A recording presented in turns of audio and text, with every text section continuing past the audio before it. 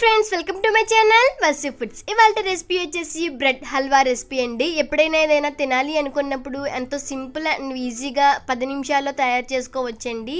Process కూడా చాలా simple కాబట్టి చిన్నపిల్లలు కూడా తయారు చేయొచ్చు. దానికోసం ఇక్కడ నేను 4 వరకు బ్రెడ్ ముక్కలు అనేవి తీసుకున్నానండి.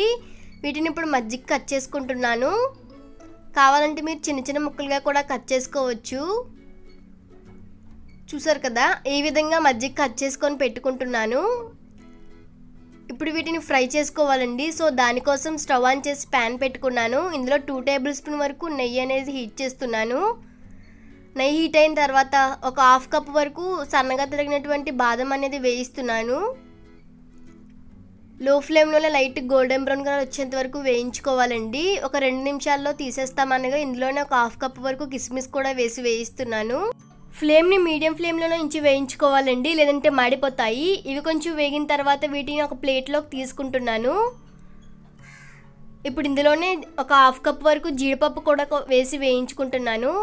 డ్రై ఫ్రూట్స్ అనేవి మీ టేస్ట్ని బట్టి మీరు యాడ్ చేసుకోవచ్చండి. ఇవి కూడా గోల్డెన్ బ్రౌన్ కలర్ వచ్చిన తర్వాత వీటిని కూడా ఒక ప్లేట్లోకి తీసుకొని పక్కన పెట్టుకోవాలి. ఇదే ప్యాన్లో ఇప్పుడు 1 టేబుల్ స్పూన్ వరకు నెయ్యి కూడా వేస్తున్నాను. నెయ్యి వేసి ముందుగా కట్ చేసుకున్నటువంటి బ్రెడ్ ముక్కల్ని 2 వైపులా మీడియం ఫ్లేమ్లో లైట్ గోల్డెన్ బ్రౌన్ కలర్ వచ్చేంత వరకు వేయించుకోవాలి. నెయ్యి అనేది ఎక్కువగా పట్టదండి, కొంచెమే పడుతుంది. ఇక్కడ చూపించిన విధంగా మీడియం ఫ్లేమ్లో చూసారు కదా, ఈ విధంగా లైట్ గోల్డెన్ బ్రౌన్ కలర్ వచ్చేంత వరకు వేయించుకోవాలి.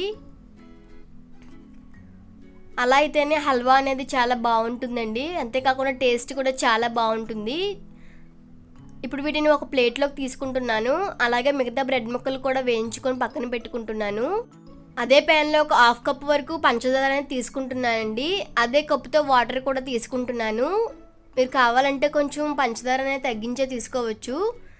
స్వీట్ ఎక్కువగా తినేవాళ్ళు కరెక్ట్గా ఒక 1/2 కప్ అయితే సరిపోతుందండి.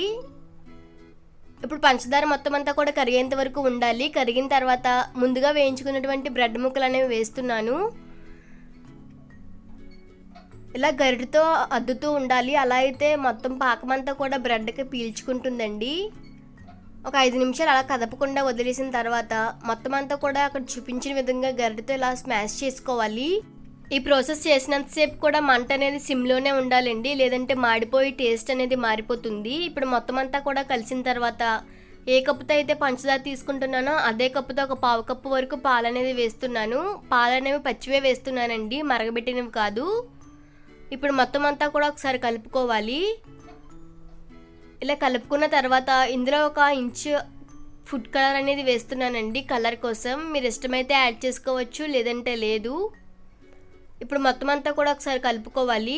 ఇప్పుడు ఇందులో ముందుగా వేయించి పెట్టుకున్నటువంటి డ్రై ఫ్రూట్స్ అనేవి యాడ్ చేస్తున్నానండి, కిస్మిస్, బాదం, జీడిపప్పు కూడా. ఇప్పుడు స్టవ్ ఆఫ్ చేసుకొని మొత్తం అంతా కూడా కలిసేంత వరకు కలుపుకోవాలి. ఇప్పుడు ఇందులో 1 టేబుల్ స్పూన్ వరకు నెయ్యి కూడా యాడ్ చేస్తున్నాను, కొంచెం ఫ్లేవర్ కోసం. ఇప్పుడు మరొకసారి కలుపుకొని సర్వ్ చేసుకోవడమే. చూసారు కదా, చాలా సింపుల్ కదండి. సో మీరు కూడా తప్పకుండా ట్రై చేసి మీకు ఎలా కుదిరిందో నాకు కామెంట్ చేసి చెప్పండి. ఈ రెసిపీని పెద్దలే కాదండి, చిన్నపిల్లలు కూడా చాలా సింపుల్గా ప్రిపేర్ చేయొచ్చు. సో ఈ వీడియో కనుక మీకు నచ్చినట్లయితే లైక్ చేయండి, షేర్ చేయండి. ప్లీజ్ నా ఛానల్ని సబ్స్క్రైబ్ చేయడం అయితే మర్చిపోవద్దు.